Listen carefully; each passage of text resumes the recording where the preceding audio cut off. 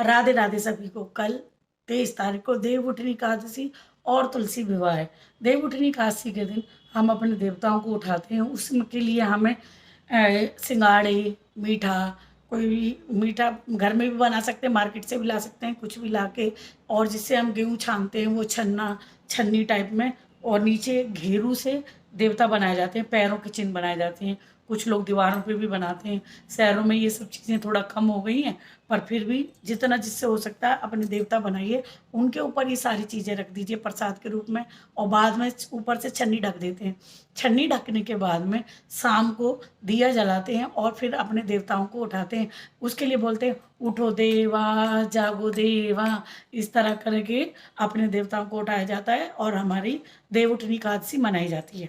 Number दो तुलसी विवाह। तुलसी विवाह, देखिए तुलसी विवाह करते हैं तो बड़ा धूमधाम से करते हैं, पर जिनके पास में पूरा कहते हैं तुलसी विवाह करते हैं तो 4-5 परिवारों को जोड़ें, बड़े जैसे शादी होती है पूरा उसी तरह करिए। तो आजकल जिसके पास जितना समय है उतना करते हैं लोग, या कुछ बड़ी मनोकामना पूरी होती है तो बड़े अच्छे से तुलसी जी का विवाह शालिग्राम जी के साथ करते हैं, विष्णु भगवान के साथ करते हैं, बड़े धूमधाम से करते हैं। और नहीं हो, जिनसे ये सब चीज़ें नहीं हो पाती हैं तो उनको उस दिन तुलसी जी को अच्छे से साफ करना, गमले को अच्छे से चमकाना, गमले की, और नहीं हो, जिनसे ये सब चीज़ें नहीं हो पाती हैं तो उनको उस दिन तुलसी जी को अच्छे से साफ करना, गमले को अच्छे से चमकाना, गमले की, और गमले को संभाल के फिर उसके बाद में तुलसी जी को रखना, दिया बाती जलाना, मिठाई का भोग लगाना, और तुलसी जी पे पीली हरी चुन्नी उड़ाते हैं, लाल चुन्नी भी उड़ा सकते हैं, बाकी पीली हरी उड़ाते। कहते हैं शादियों के लिए पीला रंग भी बहुत अच्छा रहता है, जिनकी शादी नहीं होती है तो वो लोग आप पीली चुन्नी उड़ाइए, माता से प्रार्थना कीजिए कि हमारी शादी जल्दी से जल्दी हो, तो माता रानी उनकी शादी जल्दी से जल्दी कराती हैं। आप करिए, ये छोटे छोटे उपाय हैं पर बहुत कामगर हैं, आप करिएगा। और तुलसी जी के दिया, और जो भी हम प्रसाद रखेंगे वो गमले में मिट्टी में ऐसे ही नहीं रखना है, वो आप प्लेट में रखिए अच्छे से।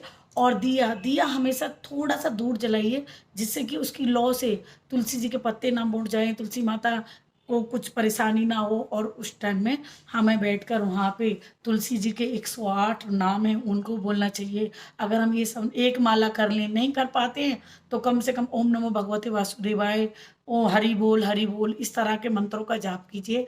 तुलसी माता से प्रार्थना कीजिए कि हे तुलसी माता, आप हमारे घर में दिन दोगुनी रात चौगुनी बरकत करें। हमारी जो मनोकामना, जिनकी कईयों की मनोकामना होती है कि मेरा घर इतना बड़ा हो, मेरी शादी हो जाए, मेरे मतलब मैं ये करूँ वो, मतलब जो भी अड़चनें अड़ी हों तो माता रानी से प्रार्थना करें, वो आपकी सारी अड़चनों को दूर करेंगी। और फिर अगले साल उससे भी अच्छे धूमधाम से आप तुलसी माता जी की शादी कीजिए और अपना तुलसी माता का पूजन पाठ करते रहिए। और बाकी हिंदू धर्म में तो हर घर में तुलसी का पौधा होता ही है, पर जिनके घरों में तुलसी का पौधा लगाते हैं और जल्दी से वो टिकता नहीं है, हर बार कुछ ना कुछ कारण से वो खराब हो जाता है, तो आप यकीन मान लीजिए कि आपके घर से लक्ष्मी माँ थोड़ा रुष्ट हो रही हैं। तो आप अच्छे से लक्ष्मी माँ की पूजा करें, तुलसी मैया की पूजा करें, सब लक्ष्मी जी का ही रूप हैं। तो आप लोगों को हैप्पी देवउठनी 11, उसको अच्छे से मनाएं, तुलसी विवाह कीजिए। जय श्री राधे राधे।